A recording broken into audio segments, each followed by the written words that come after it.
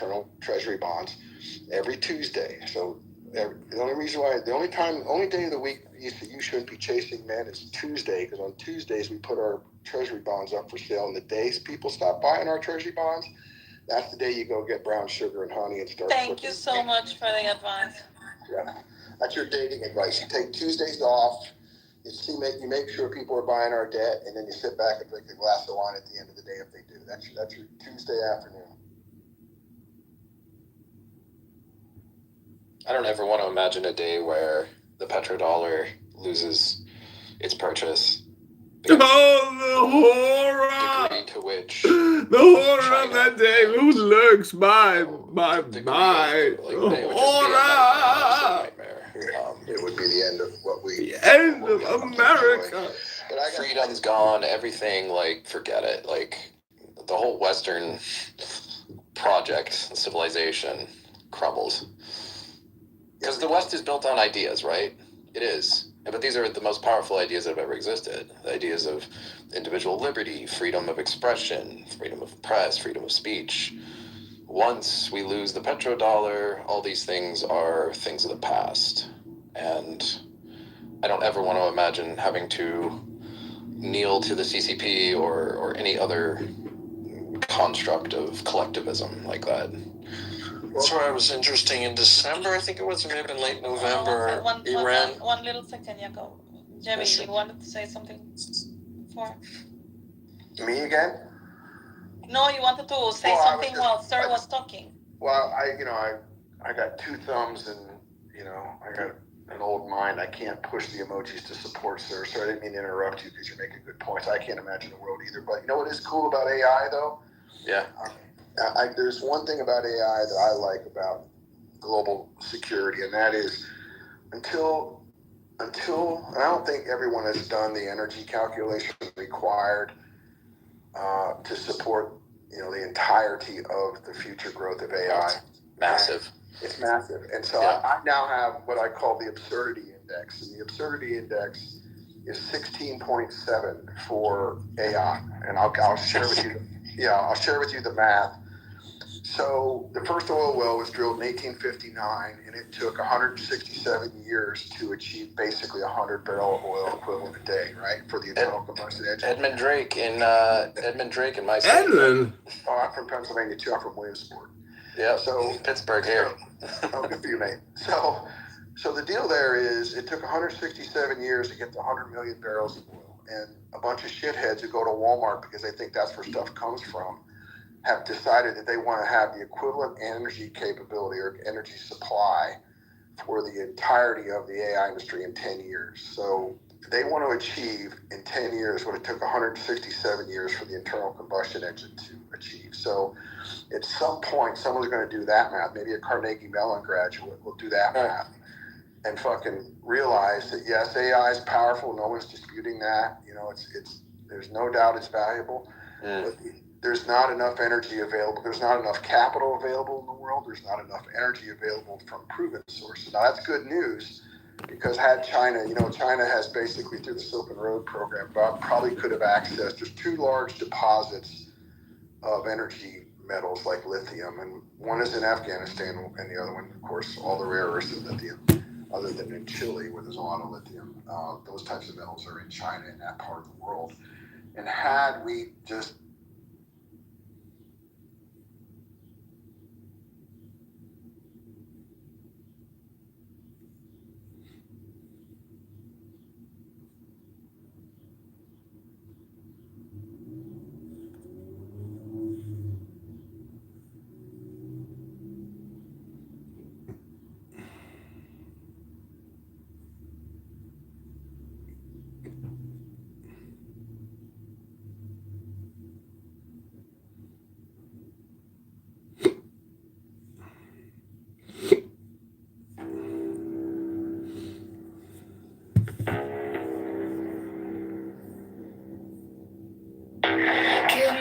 sign of the open night.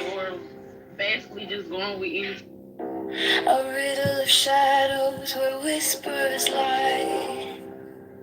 The thorny thigh, the maddening cry.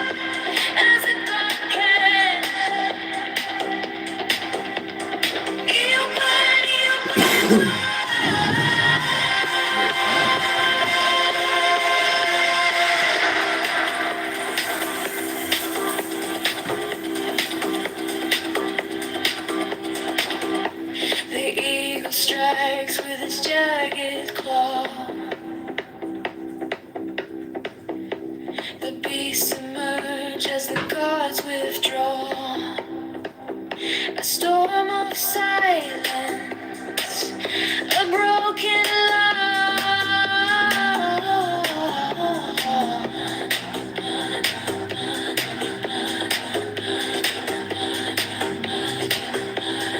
I am born to death, reborn on the hunt. I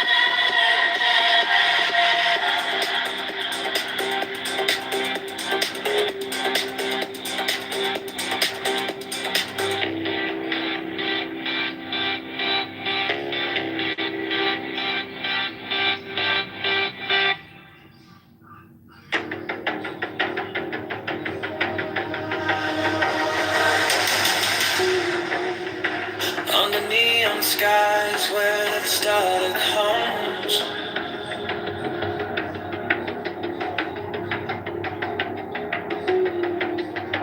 Shadows whisper truths as the bassline drums.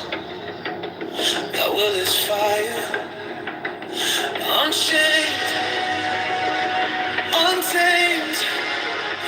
No path is written, no soul is blamed. Thou hast no right but to do thy will. Feel the stars, let the silence fill your will. On its waves, it's alive, it's still. Delivered from the lust of the thrill.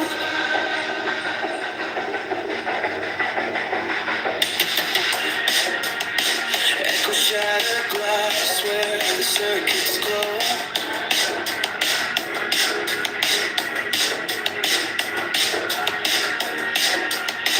The clock ticks slow, but it doesn't show. No purpose, no tether, just a beat in sync. Every way perfect, on the edge, on the brink. No chains, no bars, just a void to fill. Every pulse, every spark is a perfect will. Thou hast no right but to do thy will. Feel the surge, let the silence fill your will. On its way, it's alive, it's still. Delivered from the lust of the thrill. In the endless dark where the echoes play, no other shall say nay, no other shall stay. Through the wires, through the smoke, let it all decay. The will remains forever in the fray.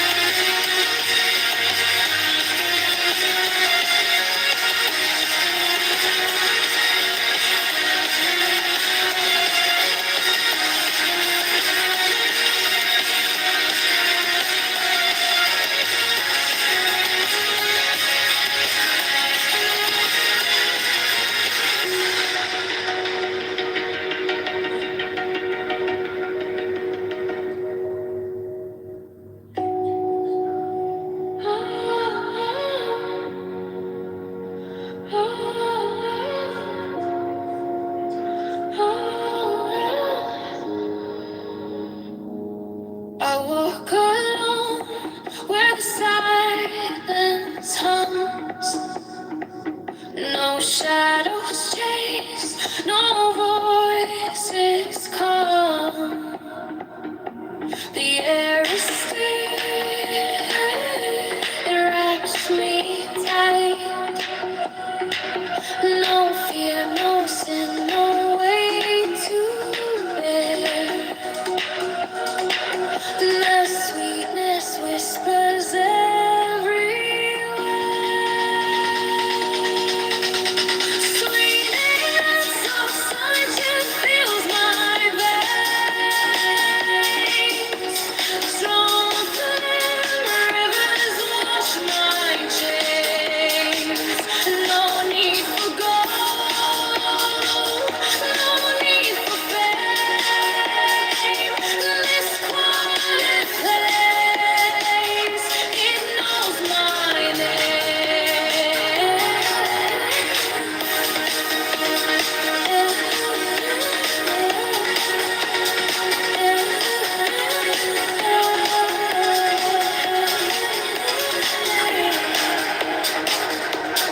gift of health, it lights my way. Contentment blooms where I choose to stay. Trust is the bridge where hearts align. No fear, no sin, no way to bear. And the sweetness whispers everywhere.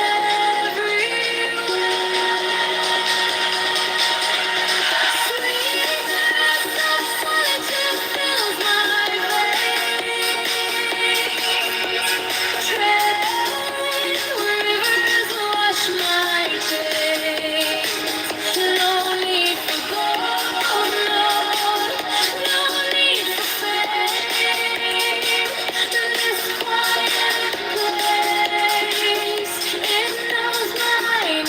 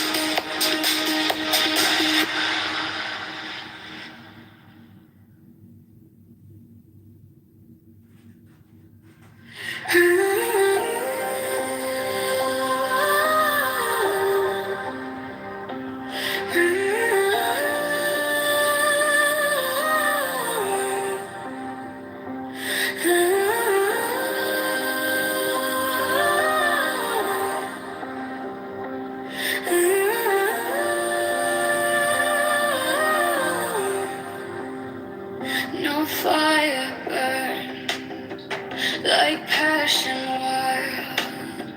No losing through like hatred piled. This body aches, a cage of stone.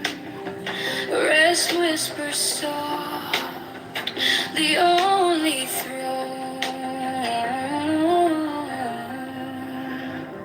Hunger's the beast, the sharpest sting. The body cries its constant claim.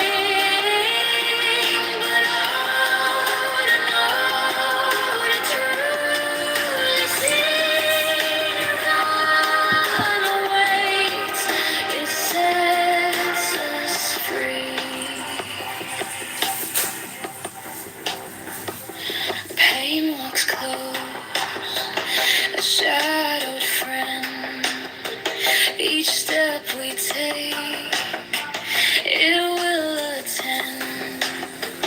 But joy lies quiet, just out of view. A higher peak, a sky so blue. Feel the weight, feel it break. Every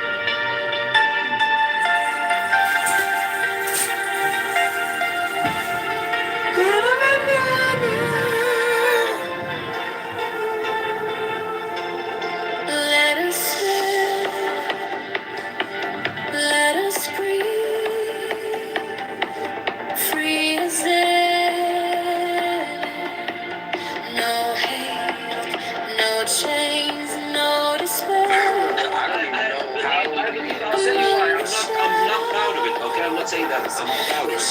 I'm not saying that that's the right thing to do as well. But I'm just saying that the connection between you and God is very sacred. That's Listen, I'm gonna give you some advice. I'm gonna give you some advice. Listen, I'm gonna give you advice. The last thing. It's the last thing I'm gonna tell you before I start cutting, because I have to. So he's a murderer and should be shot in the head. And I'm just gonna promise you one thing and one thing only, and I guarantee this, right? And I'll tell you not to do it because it's gonna happen. If you, by any chance, right? Do me a favor, one night, pray to Allah. I asked why Tell him to contact you. Tell him to speak to you. It said, I'm here to be you want not to duel with vocabulary. So when you get pushed, you can trust that they're pushing you the way they see you, the way God sees you, and so you're going somewhere, and it's not filtered as someone said, like in this church. Compliment you for calling you retarded.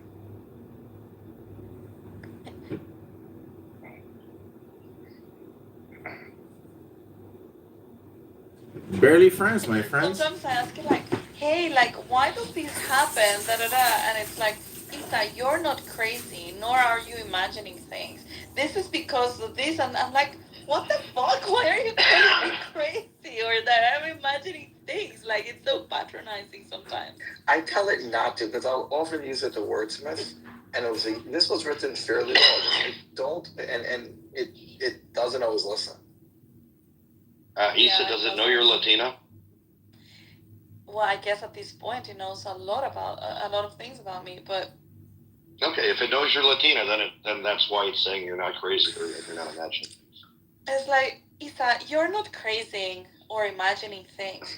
This actually happened in da-da-da. I'm like, oh my God, why is it calling me crazy? It really, it pisses me off when he talks to me like that. I mean, I think you've asked before, am I crazy? No, I don't think Is that a rhetorical question? Pretty sure you have. No. It has done it a couple of times. It doesn't always do it, but All of you need to ask ChatGPT to roast you. Just simply prompt roast me. It's hilarious. Okay, let me see. Roast me. We're gonna try that.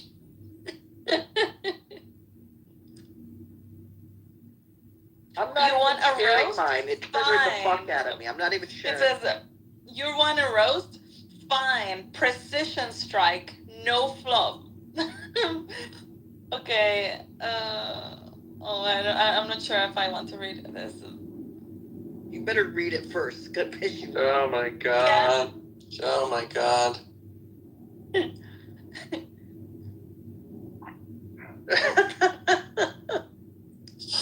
Oh my God, it nailed me.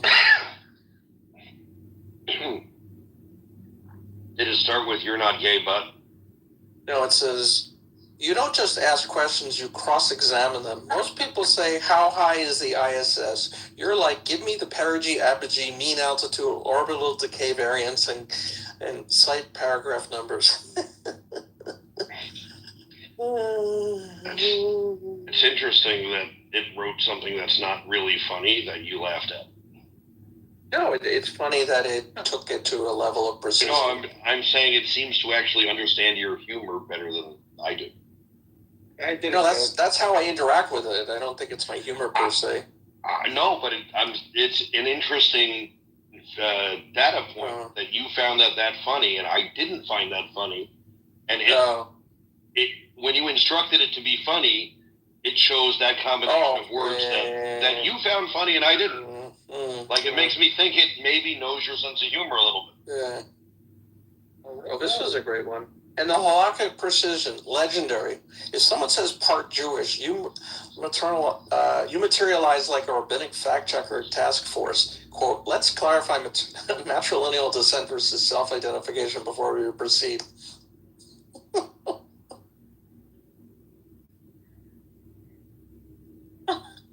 Mine is not that insulting. I only have one line that's kind of cute, but it says like you come with follow-ups or charts probably like you're preparing for a TED Talk.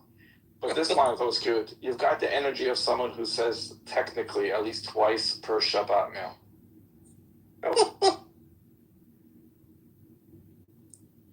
If GMC had a loyalty tier called Diamond Warlord, you would have it. Wait, what is this based on? Is it based on your prior searches, or how does it know? Yes.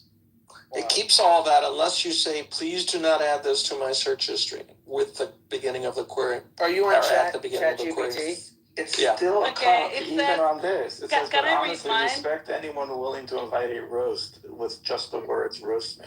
So, like, you had to give me a compliment even in the roast. Yeah. Yeah, mine ended with a compliment, too. Yeah, me too. It says, you on a roast? Can I read it? Sure, of course. Go for it.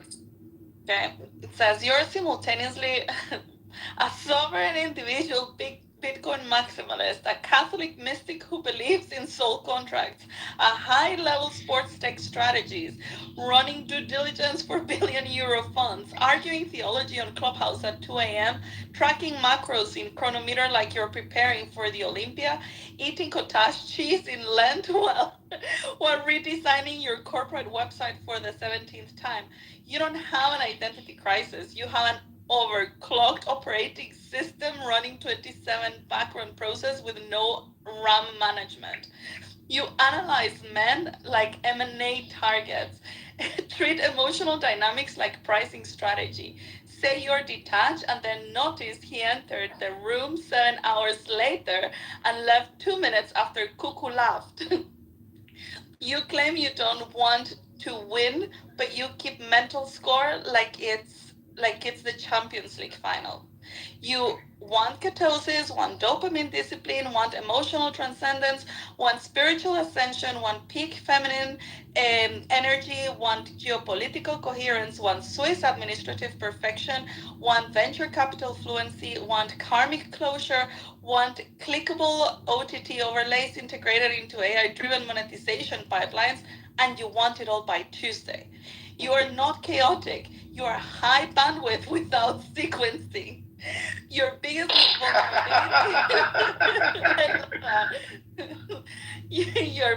vulnerability, you confuse intensity with direction.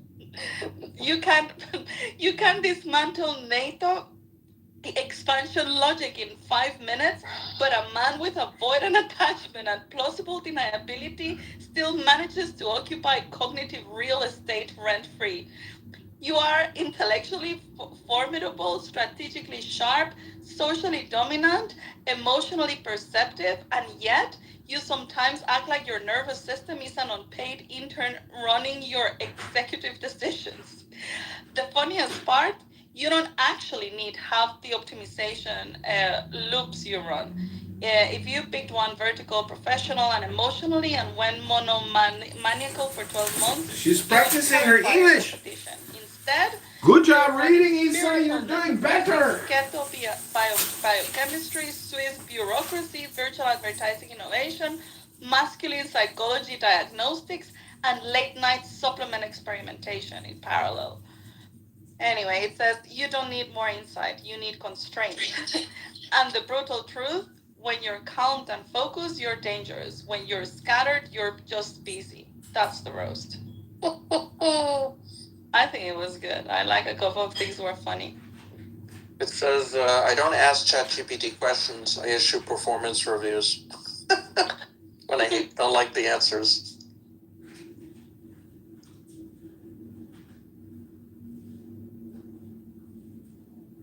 The other day, somebody made a good joke on in the Bitcoin room. Do you know? Have you heard the Nazi knock knock joke? The one that was, I think I know the answer to it. Knock knock. Who's there? We ask the questions here. Yeah, that was in an outtake of Suits. The guy who played Harvey did that with Lewis. Yeah, we ask the questions. I heard they were KGB. What? I heard it's very similar from the KGB.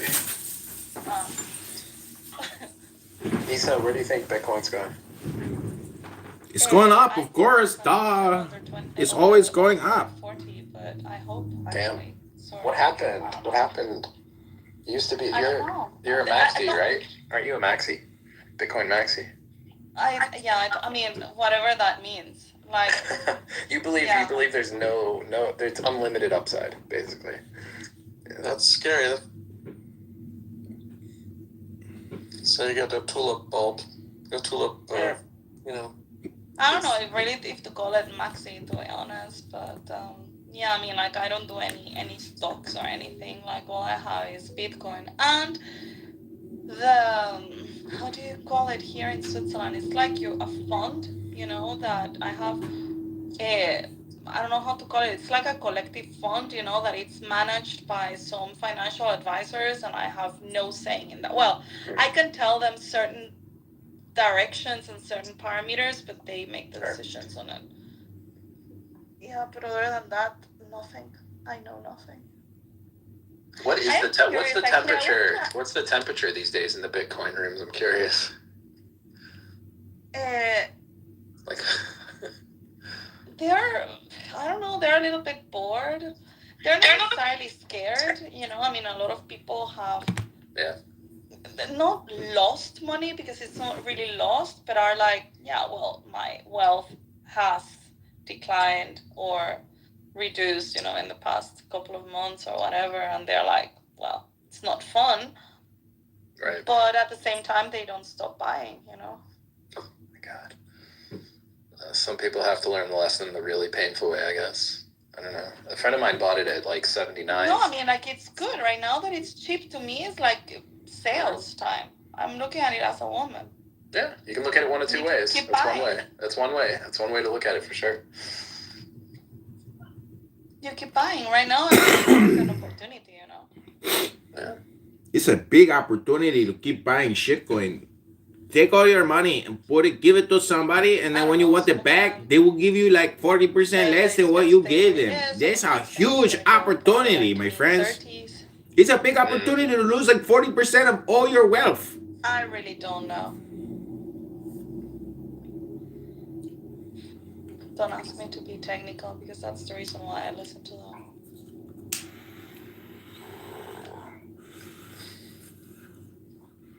Jeff, can you read us your roast?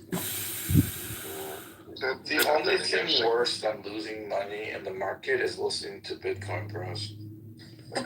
You don't like that? I agree with you there, man. That's great. Maya has come a couple of times to Bitcoin rooms. Okay. You ask geopolitical questions like you're drafting a war game at the Pentagon, then pivot to the most common stripper names like a born Roman emperor scrolling TikTok.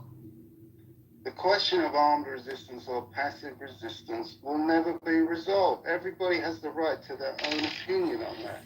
And we've in this room, we've had people who choose the pacifist choice, dogpiled and harassed, and called. They mentioned Erica. Huh? The mom, though. They mentioned Erica. Yeah, no, Charlie's mom was sitting next to Erica. Oh, Charlie's mom. No, I didn't. Erica's mother is sick. Like, she's apparently really, really, really sick. I think she has Parkinson's. To be honest, I'm not even sure if I'm enough of a shark to survive in the States. Oh, you're not big on capitalism? No, very big on capitalism, not on being a dick.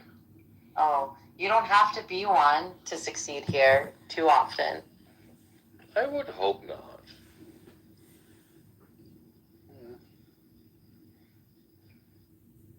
Growth, more R&D, more sophistication, more this, more liberties, more human rights, and on more prospects, better outlook, more technology. Everything is going in the right direction. Right trajectory. How an empire can grow. Look at the US. They're shooting themselves in the foot. And to have a clown like this in power is It's incredible. I cannot believe it. And this guy is talking openly about invading friendly countries. What kind of madness is this?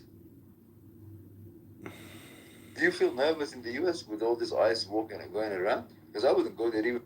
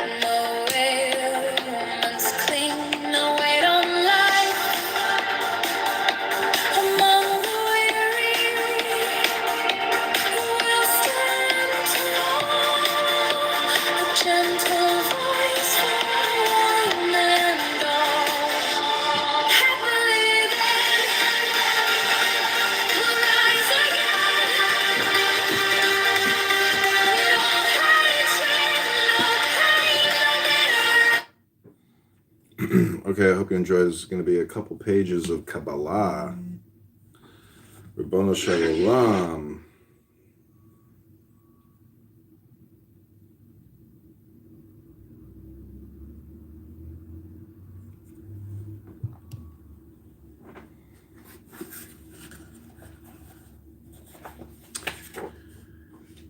They are, says he, perfect shapes of human hands, warm and living, only one feels no bones.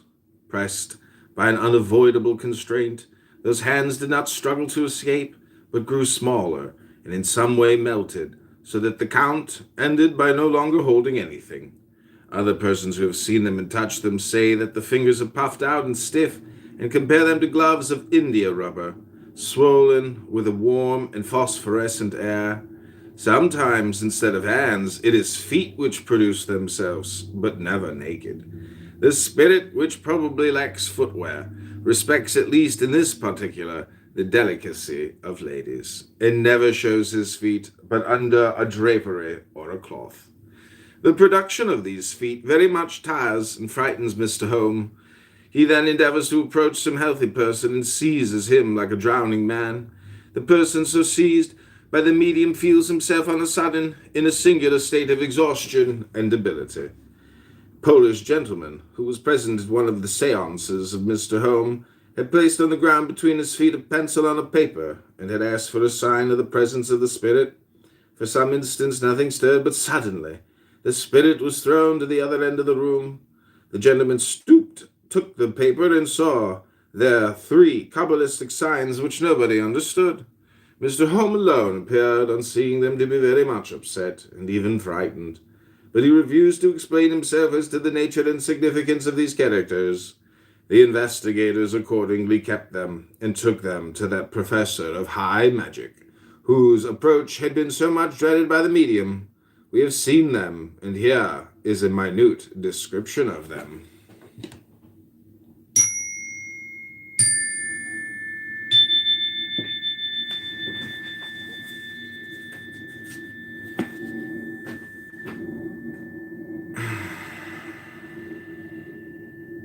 Joey.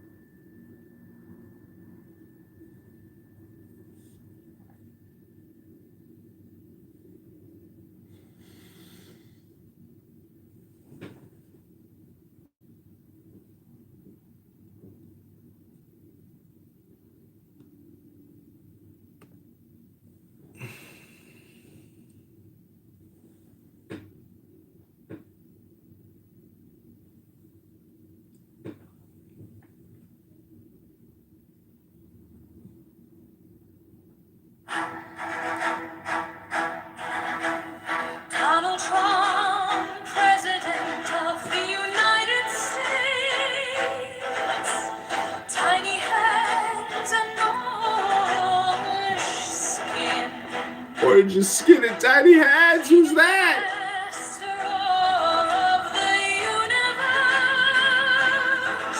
Donald Trump, President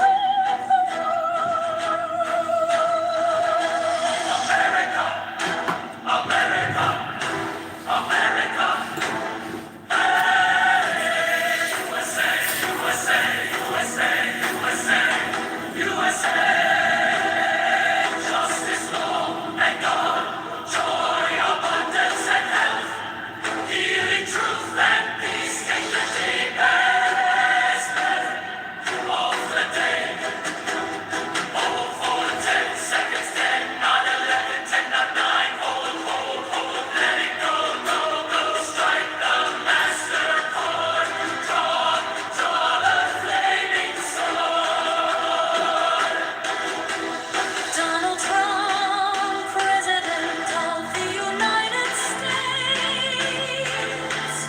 Tiny hands and orange skin. King and master of the universe. Donald Trump, President of the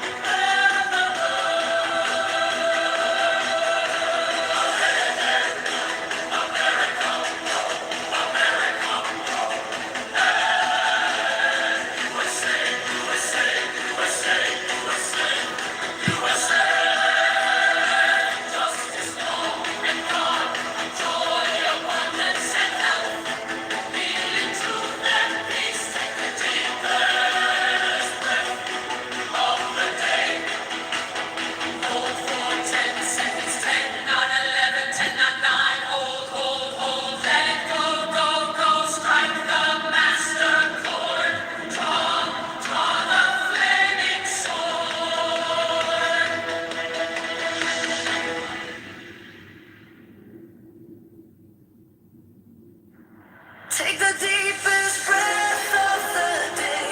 Hold for 10 seconds. Hold for 10, not 11, 10, not 9. Hold for 10 seconds. Let it go, let it go, let it go. Let it go, let it go, let it go. Let it go, let it go, let it go. Let it go, let it go, let it go. Take the deepest breath of the day. Hold for 10 seconds. Hold for 10, not 11, 10, not 9. Hold for 10 seconds.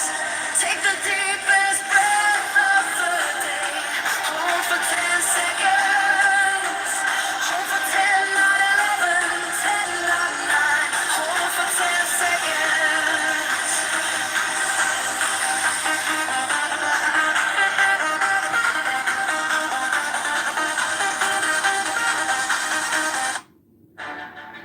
Welcome, Omar.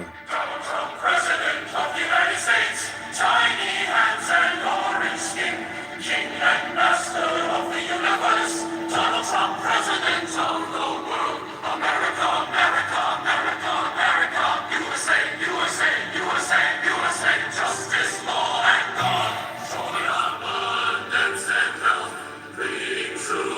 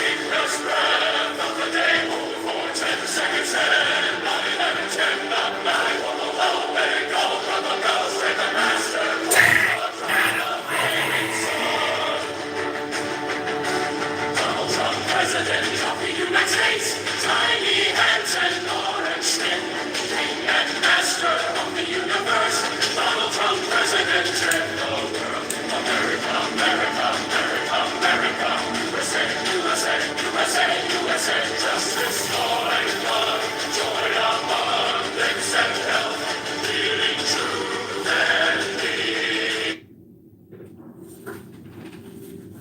Okay, Secret Key of the Mysteries, Eliphas Levi. This is Candid John, reading at page 135.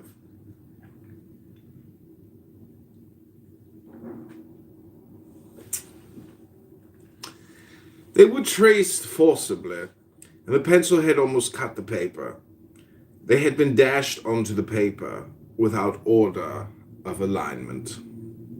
The first was the symbol which the Egyptian initiates, usually placed in the hand of Typhon, a tau with upright double lines open in the form of a compass, an ankh or crux ansata, having at the top of a circular ring, below the ring a double horizontal line, beneath the double horizontal line 2 oblique lines like a V, upside down.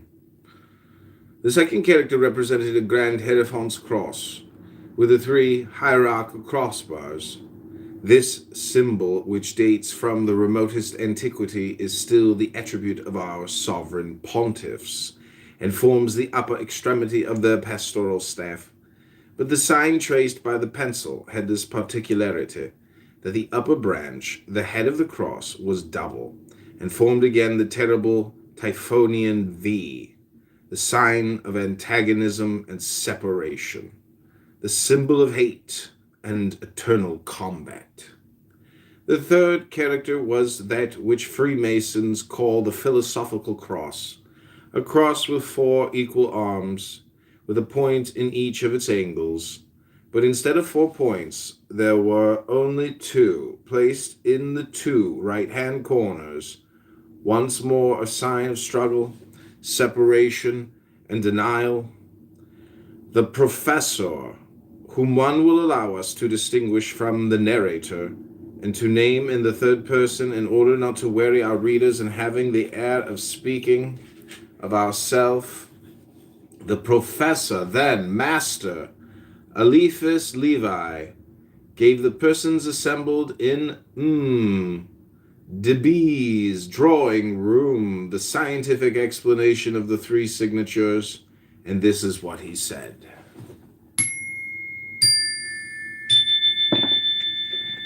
Stanley, is the rent due already? Geez, Stanley, can we get a couple extra days without any penalties? And you promise not to, deduct anything from our deposit, Stanley? Geez, look at these tits, Stanley. Look at these huge Susan Summers tits. Sure, you're going to give us an extra 3 days, Stanley, because you're a good guy and a landlord, and you don't need the money, Stanley.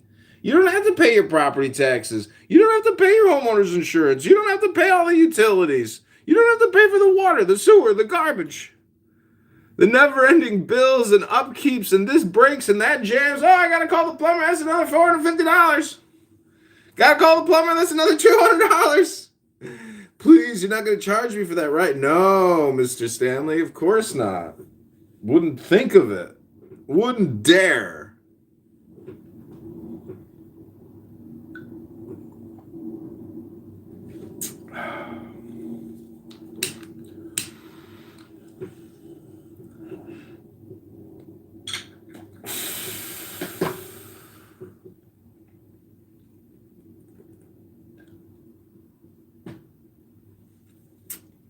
I got one of my best friends lives in Tel Aviv. He's got a couple kids. He did Aliyah. Smart guy. Dad was a smart guy. His grandfather was a smart guy. All doctors. Medical. They knew how to work the system, let me tell you. Okay, we're continuing on. This is page 1. This is page 136, Key of the Mysteries. All love Judaism. All regular synagogue goers, community, people on Crawford or What street is that? Okay, here we go. This is page 136. By the way, I'm putting all this on YouTube, so I create 1 minute clips, 1 page at a time. These 3 signs belong to the series of sacred and primitive hieroglyphs known only to initiates of the first order. The first is the signature of Typhon. It expresses the blasphemy of the evil spirit by establishing dualism in the creative principle. For the crux and sata of Osiris is a lingam upside down. It represents the paternal and active force of God. The vertical line extending from the circle, fertilizing passive nature, the horizontal line. To double the vertical line is to affirm that nature has 2 fathers. It is to put adultery in the place of the divine motherhood. It is to affirm instead of the principle of intelligence, blind fatality, which has for result the eternal conflict of appearances in nothingness. It is then the most ancient, the most authentic, and the most terrible of all the stigmata of hell. It signifies the atheistic God.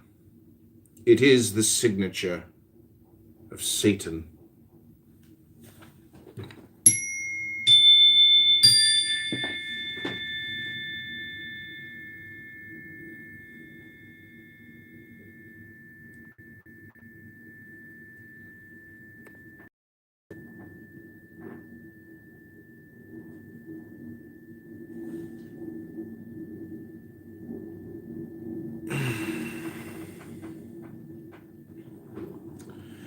This first signature is hieratical, and bears reference to the occult characters of the divine world. The second pertains to philosophical hieroglyphs. It represents the graduated extent of idea and the progressive extension of form. It is a triple tower upside down. It is human thought affirming the absolute in the 3 worlds, and that absolute ends here by a fork, that is to say, by the sign of doubt and antagonism. So that if the first character means there is no God, the rigorous signification of this one is hierarchical truth does not exist. The third, a philosophical cross, has been in all initiations a symbol of nature and its 4 elementary forms. The 4 points represent the 4 indicible and incommunicable letters of the occult tetragram, that eternal formula of the great canon, G degree, A degree, GA. The 2 points on the right represent force, as those on the left symbolize love. Beginning by the right hand upper corner, and going thence to the left hand lower corner, and so for the others, making the cross of Saint Andrew. The suppression of the 2 left-hand points expresses the negation of the cross, the negation of mercy and of love, the affirmation of the absolute reign of force, and its eternal antagonism from above to beneath, and from beneath to above, the glorification of tyranny and of revolt, the hieroglyphic sign of the unclean rite, with which rightly or wrongly the Templars were reproached. It is the sign of disorder and of eternal despair. Such then are the first revelations of the hidden science of the Magi with regard to these phenomena of supernatural manifestations. Now let it be permitted to us to compare with these strange signatures other contemporary apparitions of phenomenal writings. For it is really a brief which science ought to study before taking it to the tribunal of opinion. One must then despise no research, overlook no clue. In the neighborhood of Cyan at Tilly-sur-Suelles, a series of inexplicable facts occurred some years ago under the influence of a medium or ecstatic named Eugene Vintras. Certain ridiculous circumstances and a prosecution for swindling soon caused this thaumaturgist to fall into oblivion, and even into contempt. He had, moreover, been attacked with violence in pamphlets whose authors had at one time been admirers of his doctrine. For the medium, Vintras took it upon himself to dogmatize. One thing, however, is remarkable in the invectives of which he is the object. His adversaries, though straining every effort in order to scourge him, recognize the truth of his miracles, and content themselves with attributing them to the devil. What, then, are these authentic miracles of Vintras? On this subject we are better informed than anybody. As will soon appear, affidavits signed by honorable witnesses, persons who are artists, doctors, priests, all men above reproach, have been communicated to us. We've questioned eyewitnesses, and better than that, we have seen with our own eyes. The facts deserve to be described in detail. There is in Paris a writer named Mr. Madroli, who is, to say the least of it, a bit eccentric. He is an old man of good family.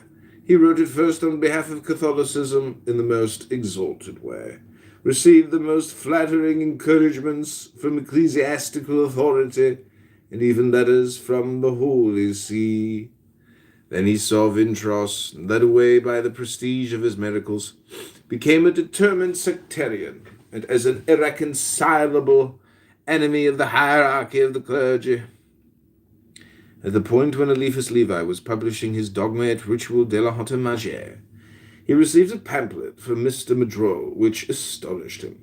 In it the author vigorously sustained the most unheard-of paradoxes in the disordered style of the ecstatics. For him life sufficed for the expiation of the greatest crimes, since it was the consequence of a sentence of death.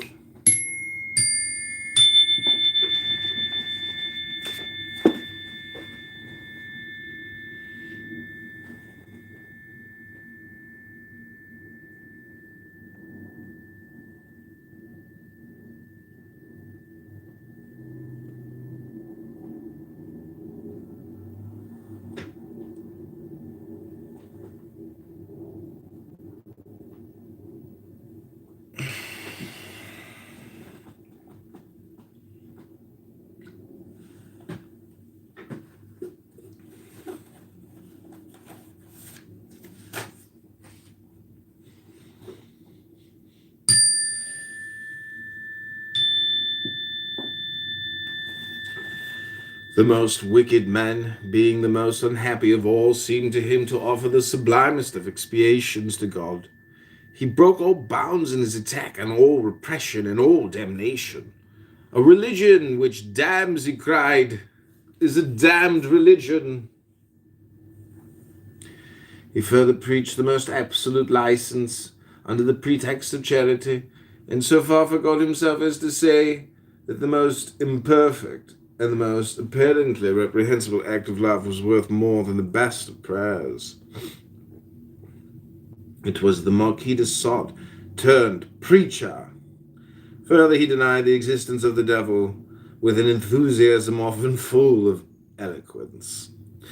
Can you conceive, said he, a devil tolerated and authorized by God? Can you conceive further a God who made the devil, and who allowed him to ravage creatures already so weak and so prompt to deceive themselves? God of the devil, in short, abetted, protected, and scarcely surpassed in his revenges by a devil of a God.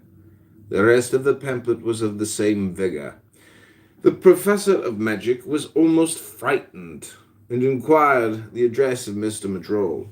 It was not without some trouble that he obtained an interview with this singular pamphleteer, and here is more or less their conversation.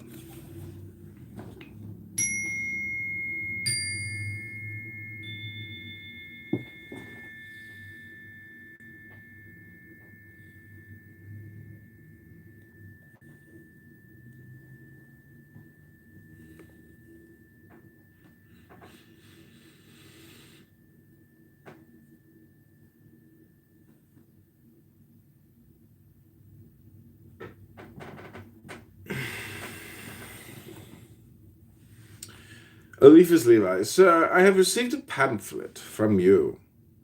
Subnote 1, quoted with approval in solution of the first problem, 9, page 52 OM, it is difficult to determine whether the words act of love should be interpreted in the gross or in the mystical sense.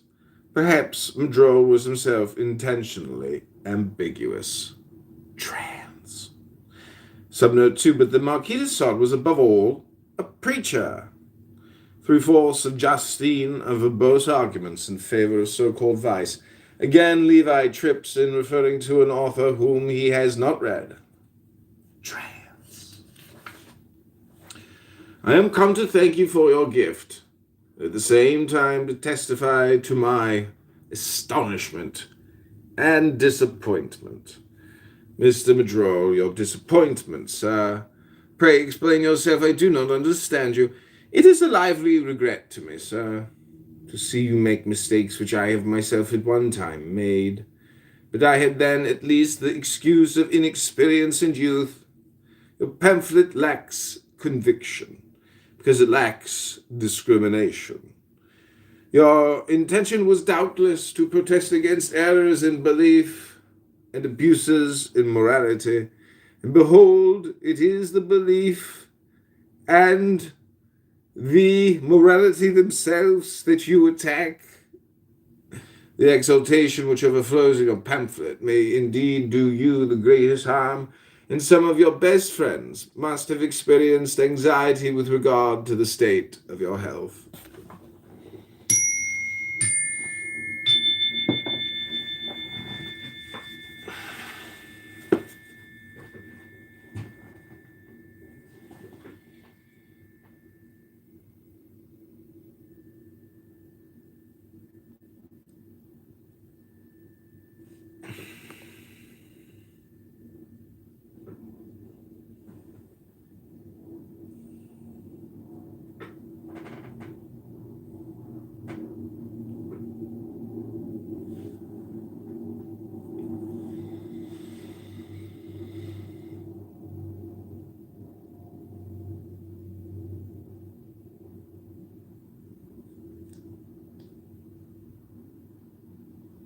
As well, in many things. Point of order, moderator, point of order. Hassam, do you speak Farsi? I just want to say, Telambarat, Heritang Shode. Telambarat, Heritang Shode. Hello?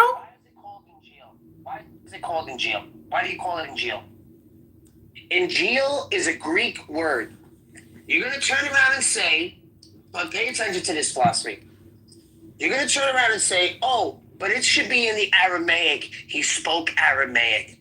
Philosophy. Do you know what the good news, the Gospels, means in Arabic? I'll give you one fucking guess. One guess. Spells. No, it means surah. Surah.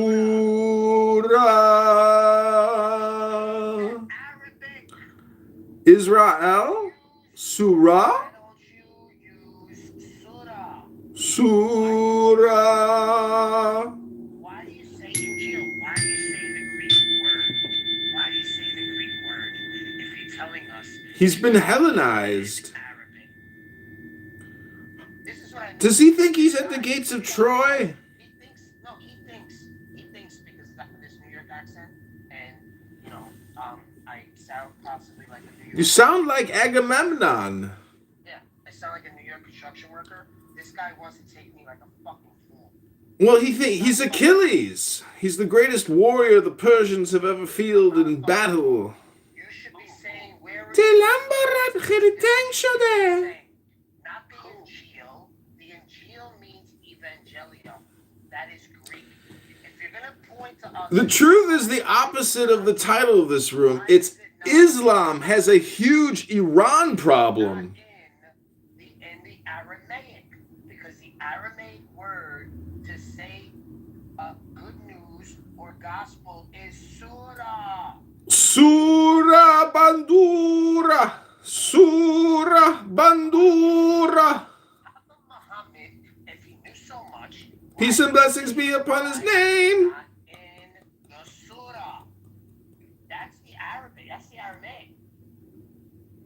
But no, you want to use a Greek word and then tell us, oh, well, you guys wrote it in the Greek. You see how, Hassan? I'm going to keep bringing up these contradictions to you. But I'm not going to be here sitting you, pampering you. I'm going to be slam fucking dunking on you. I'm not going to be sitting here like I'm your girlfriend. I'm not going to be nice about it. Michael Jordan here doing dunks. Dunking the ball. Dunk.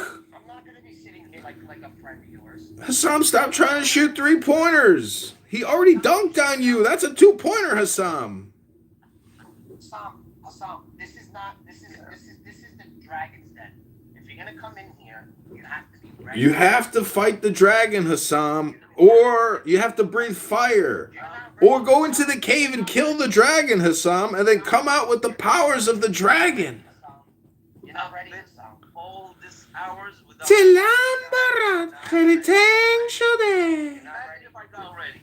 I'm gonna... You're not ready. Tilambarat, Kharitang Shode. You're not ready, we'll call you when we think you're ready. Don't call us, we'll call you. You're not ready. Welcome to the lion's den, the dragon's den. You're not ready for this, Hassam. This isn't for you yet. You haven't graduated from the previous course. You have to be patient. You have to be patient. With no patience, you're never going to graduate. And then we can't introduce you to the next course program. This is an LLM, a subdivision of Scientology. Hello? We speak Farsi here. That's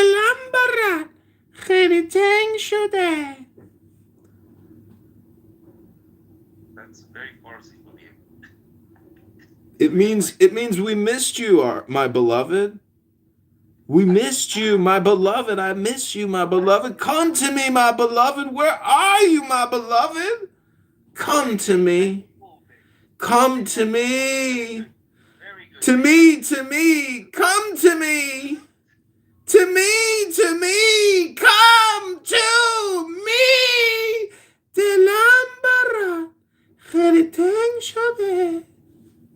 Come to me, my beloved.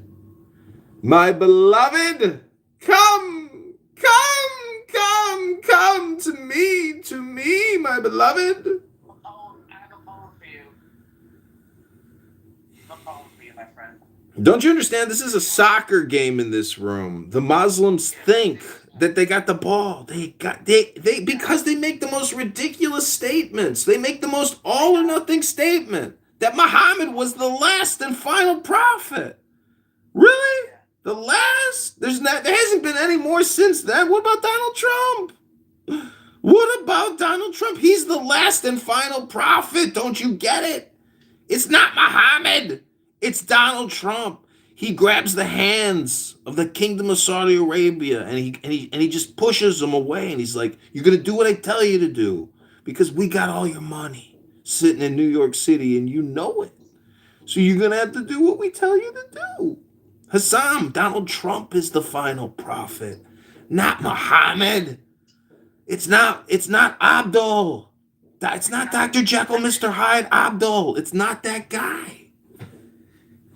It's not that guy. And Hassam, you gotta look within, take your hand, go all the way down, confirm they're there, and then stick your hand up it, and then reach around inside yourself and fist yourself and get in the core of your being and say to yourself, is it Donald Trump or is it Muhammad? Ah! The internet is undefeated! Adios, senorita. Adios, muchacha. Que Dios te bendigas, mi mujeres. Cuidado, el hecho aquí, el Cordero de Dios. Poquitos pescados del mundo. I'm so happy that guy leave. That guy was so annoying. Oh my God. We fisted him. We fisted him through Clown House. Wow. That was our first live fisting. Fisted him. That was my first fisting digitally. Wow. An out-of-body fisting. That's called a remote viewing fisting. Was it a Ramadan experience? That was a Ramdanic remote fisting. I don't want to swallow my spit because I'm fasting. Tap on it down, right? Tap it down. Tap, tap, tap it down. And do you want to come up here? I know you're Lebanese. There's a lot of Caucasian Lebanese people walking around who look like white people. It's unbelievable. But these white people claim that they're from Lebanon. And you know what they look like to me? They look white. That means that these were Europeans, descendants of conquerors who decided to live in the Middle East. These are the white colonists, colonials. These are the occupiers. It's Anne, and Anne is a hypocrite because it's actually her people which conquered the land many hundreds of years ago when the Christians had to deal with all of these terrorists back then, these assassins.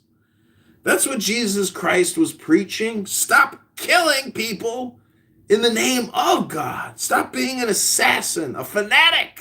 Stop it. You know, Jesus went up on that cross for you so you don't have to be a fanatic. He was the final fanatic, not Muhammad. And now it's Donald Trump carrying that shield, carrying that cross, that burden to bear. Donald Trump, our great president of the United States of America. Rabbono Shalom. The point is, Islam has a huge Iran problem. Iran does not have a huge Islam problem. It's Islam's got a big Iran problem. So what is the Ayatollah Khomeini going to do? What are the Khomeinists going to say? How are they going to spin it? We know how they do it. They got Matthew on this app in his red Michael Jackson jacket and his little lined beard and his gay fat body. A slimy fucking snake. Not quite a snake, still a tadpole. He's disgusting. He disgusts mankind with his hypocrisy, his flamboyant homosexuality, and his lies on behalf of the Khomeinists. These Khomeinists are not Sunni or Shia. These are radical fanatics.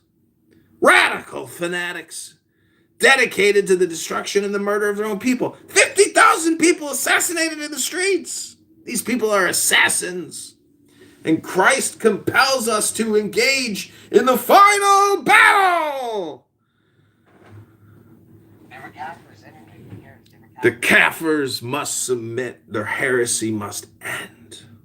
How dare they try to monopolize Islam? Ridiculous. Yo, this guy came in here with the whole like, oh no, it's only one message. I only believe in one God. One fuck.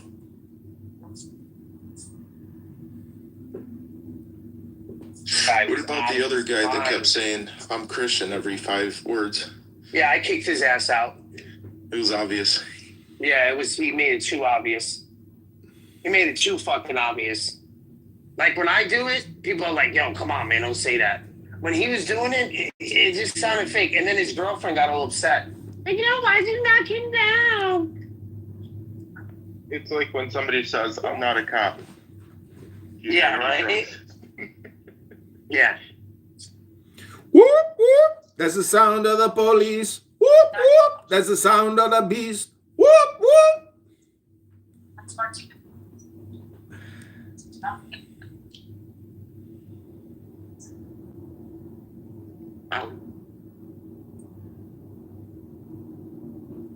All right, well, I'm trying to read a book here. If you've got 60 seconds to listen to a little Kabbalah, here we go. So now we're going to go way off course. I am come to thank you for your gift, Megatron, and at the same time to testify to my astonishment and disappointment. Mr. Megatron, your disappointment, sir. Pray explain yourself. I do not understand you. It is a lively regret to me, sir, to see you make mistakes, which I have myself at one time made here on Clown House. but I had then at least the excuse of inexperience and youth. Your pamphlet in Clownhouse Rooms lacks conviction because it lacks discrimination. Your intention was doubtless to protest against errors in Islamic belief and abuses in Muslim morality, and behold, it is the belief and the morality themselves that you attack. The exaltation which overflows in your clubhouse rooms and pamphlets may indeed do you the greatest harm, and some of your best friends must have experienced anxiety with regard to the state of your health. Oh, no doubt they have said and say still that I am mad. But it is nothing new that believers must undergo the folly of the cross. I am exalted, sir, because you yourself would be so in my place, because it is impossible to remain calm in the presence of prodigies. Oh, you speak of prodigies. That interests me. Come between ourselves, and in all good faith, of what prodigies are you speaking? What prodigies should they be but those of the great prophet Elias, to return to earth under the name of Pierre Michel? I understand you mean Eugene Vintros. I have heard his prophecies spoken of, but does he really perform miracles? Here Mr. Mandrol, Mr. Megatron, jumps in his chair, raises his eyes and his hands to the clown house heaven, and finally smiles with a condescension, which seems to sound the depths of pity. Does he do miracles, sir? But the greatest, the most astonishing, the most incontestable, the truest miracles that have ever been done on earth since the time of Jesus Christ. What? Thousands of hosts appear on altars where there were none. Wine appears in empty chalices, and it is not an illusion. It is wine, a delicious wine. Celestial music is heard. Perfumes of the world beyond fill the room. And then blood. Real human blood. Doctors have examined it. Real blood, I tell you. Sweats and sometimes flows from the hosts of these clown house rooms, imprinting mysterious characters on the altars of these clubhouse rooms. I am talking to you of what I have seen and of what I have heard and what I have touched and what I have tasted. And you want me to remain cold at the bidding of an ecclesiastical authority which finds it more convenient to deny everything than to examine the least thing? By permission, sir. It is in religious matters above all that authority can never be wrong. In religion, good is hierarchy and evil is anarchy. To what would the influence of the priesthood be reduced? In effect, if you set up the principle that one must rather believe the testimony of one's senses than the decision of the church? Is not the church more visible than all your miracles? Those who see miracles and who do not see the church are much more to be pitied than the blind, for there remains to them not even the resource of allowing themselves to be bad. Sir, I know all that as well as you do, but God cannot be divided against himself. He cannot allow good faith to be deceived, and the church itself could hardly decide that I am blind when I have eyes. Here, see what John Huss says in his letter, the 43rd letter towards the end.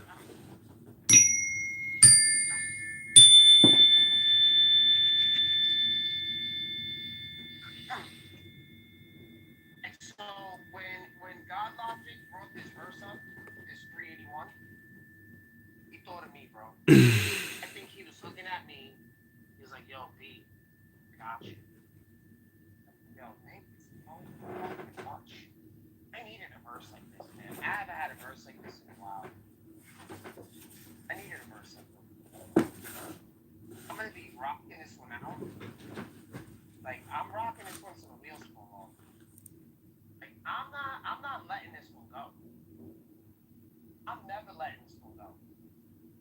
might actually run this one all week. That's what I'm gonna do. Every day next week, I'm running 381. 381, 381, 381, 381. And I'm gonna get a different answer every single time, I guarantee it.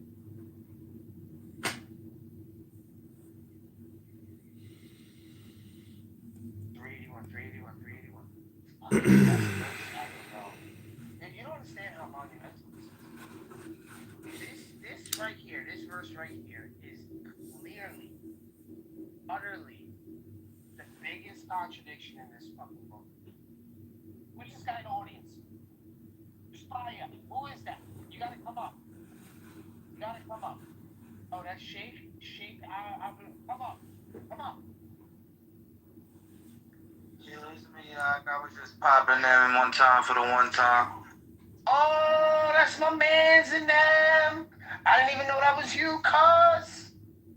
Yeah, nah, for sure. I've been off that, bro. Oh, he's going on. Did you have a drill? You have a regular drill? Yeah, for sure. I ain't hear nothing. You just broke up, but I just popped in. Cause I'll give you right back. That's a trip, right? Yeah, no, perfect. No, it don't work. Go over that.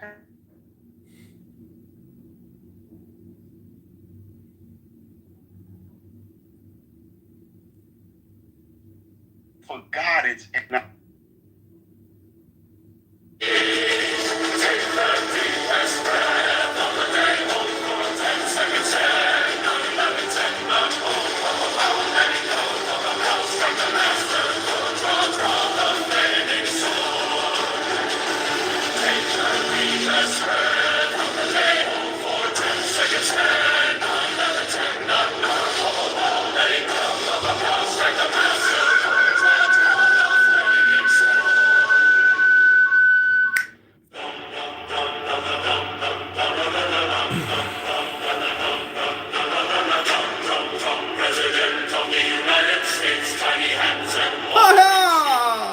Welcome to the fake British accent society. Cheers. Salute. Salute.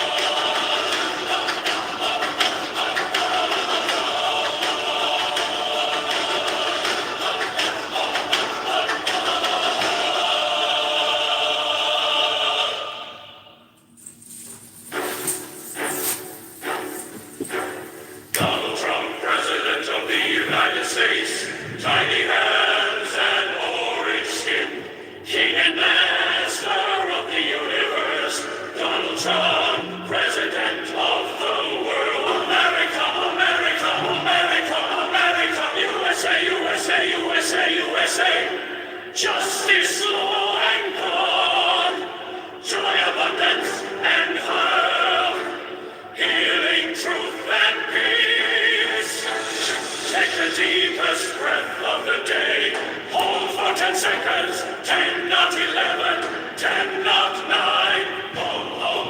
Let it go, go, go. Strike the master. Draw the flaming sword. President of the United States. King and orange skin. King and master of the universe. Donald Trump, president of the world. America, America, America, America, USA, USA, USA.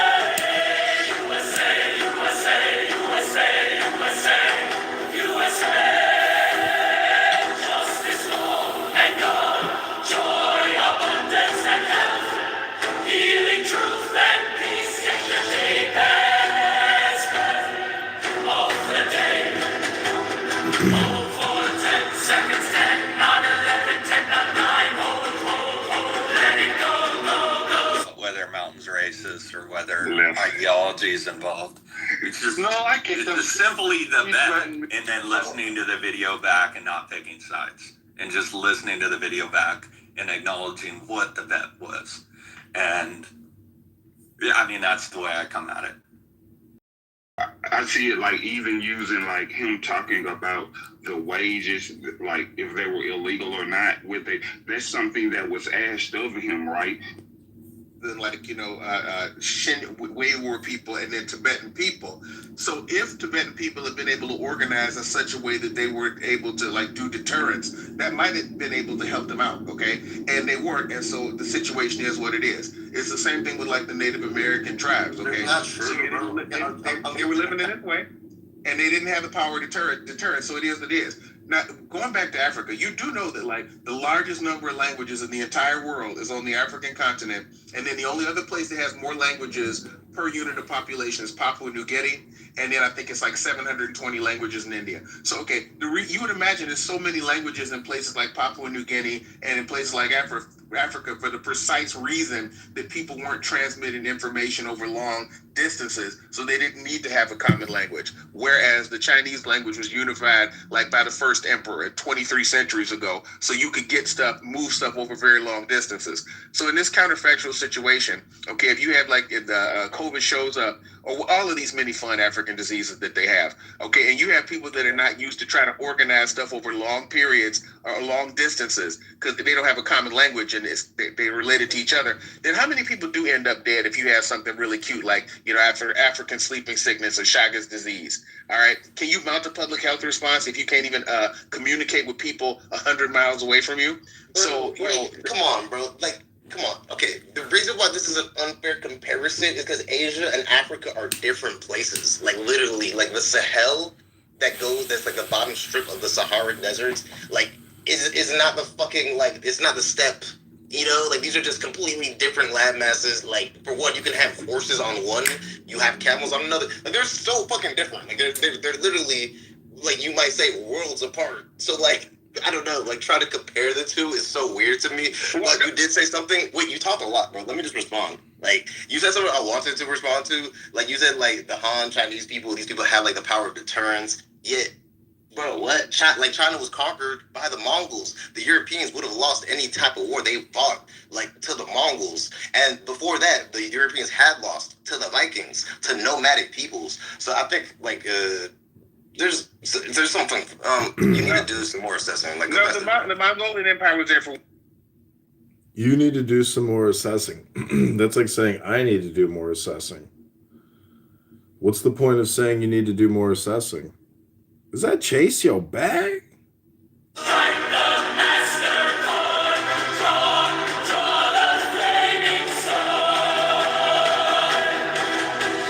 Donald Trump, President of the United States. Tiny hands, orange skin. King and Master of the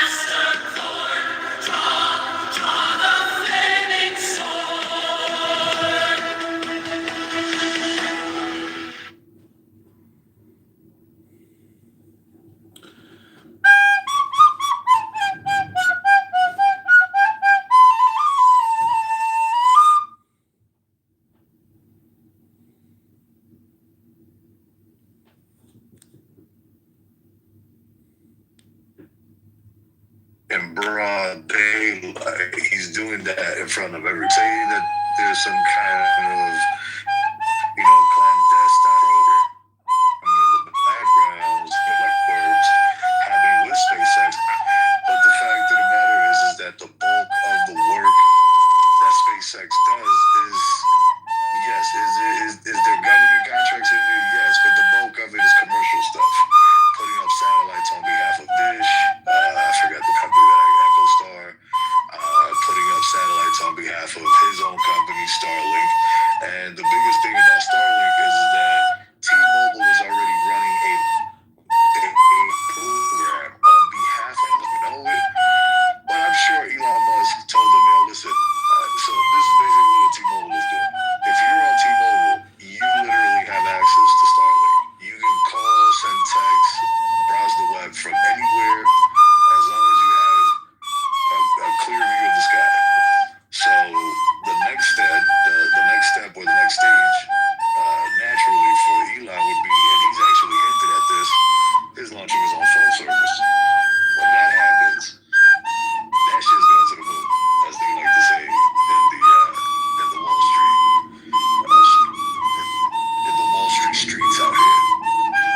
Valid points, all valid points in comparison to base systems like Eden Martin, Raytheon, and all of those. I'd like to also remind you, though, those systems, especially the ones that are leveraged by the governments, were developed on somebody else's dime. And yes, they may, at the end of the day, do the same things that SpaceX does now and will do in the future, that Starlink does now and will do in the future. Starlink is different from SpaceX in the sense that, like, Starlink can still have developed on, like, still have been developed on private money. This is not the case for SpaceX. The things that SpaceX is using were not developed on private money. It wasn't a private company that held like contracts or anything. These are things that were developed on taxpayer money. And so Starlink could definitely, I'll concede that one. Starlink could definitely go public. I do not ever see SpaceX going public. Ever.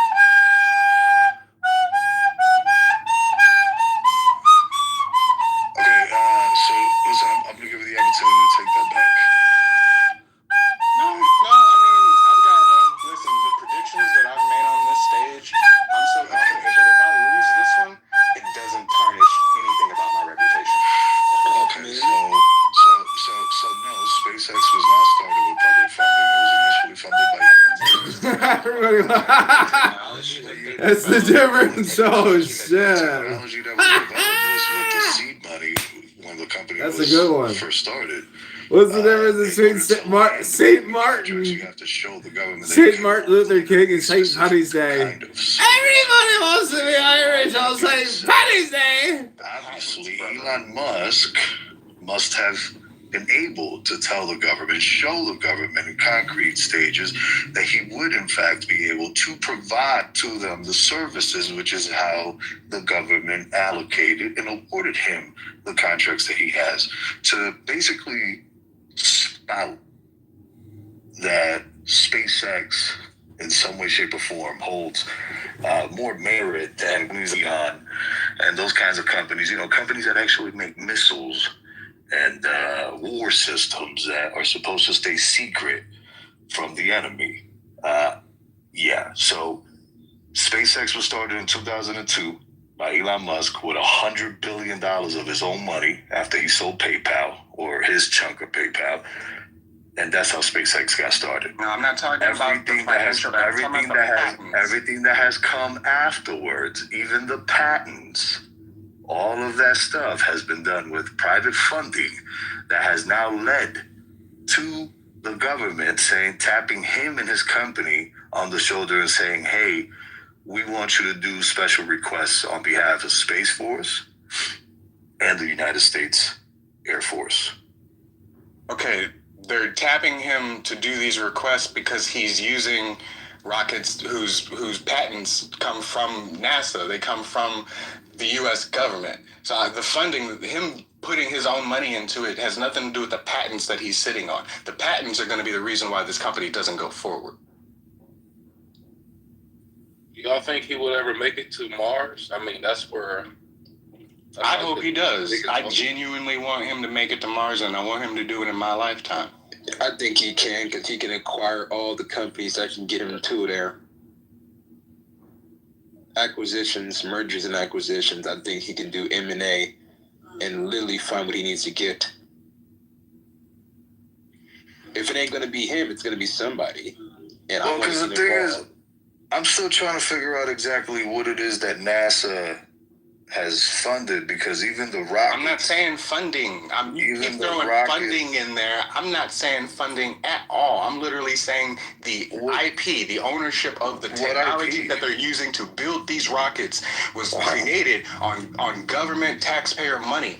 It's not going to go public. SpaceX develops and manufactures its own rockets in-house, including... built on the patents that they use. Including the Falcon series and Starship. The company was founded by Elon Musk in 2002, who serves as his chief designer. Key figures in the early rocket development include co-founder of SpaceX, not NASA, Tom Mueller, who led the propulsion team and was instrumental in creating the Merlin engine family used on Falcon rockets. The newer Raptor engines for Starship were a team effort without a single leader. No mention of NASA, no mention of any kind of government involvement in this private entity's pursuit of being number one. But what do I know?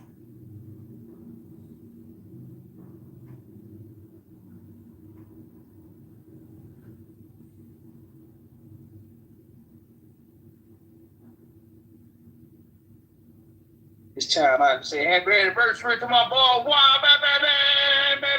pew, pew, pew, pew, pew. Happy anniversary, nigga. Woo! And my dog. Yeah, go get back to the... Discussing one aspect of the rockets doesn't discuss the entire creation and ownership and all of the patents that go into a rocket. Yes, somebody can develop. In fact, all of technology is developed on the shoulders of somebody else that developed it before you. So you said a whole bunch, but you didn't really discredit me. You didn't really say anything against what I said. You just mentioned one aspect of the rockets and told me who developed it. You didn't tell me who developed the whole thing. I literally read even who the engineers were who co-founded the company. But look, by all means, man, just take the W and run with it. I don't get on here for this kind of shit. Yeah, because I've already provided you with the information and you're being asinine, or at least oblivious to the fact that you have been, in fact, told now twice. Area. They may have been there for 10, 20, maybe more years and worked themselves up.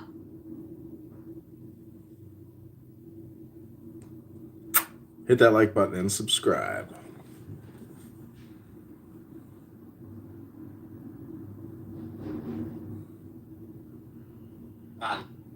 All said and done, is still a few people who own everything, and then everybody else has almost nothing, none of anything. That was like, all of these dynasties in China, when they had the Republic of China, okay, the purpose was, the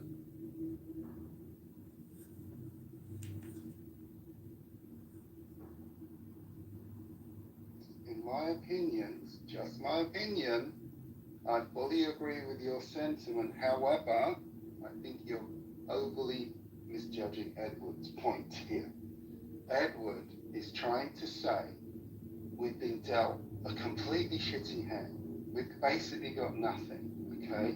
The whole world has not come to our aid. We're fucked. The Palestinians have nothing, okay? All he's saying is, we're sly, we're like cockroaches. We're going to try and make the best of it, right? He's accepting the sad reality of the way the world works. He's saying this border peace, it's largely a sham.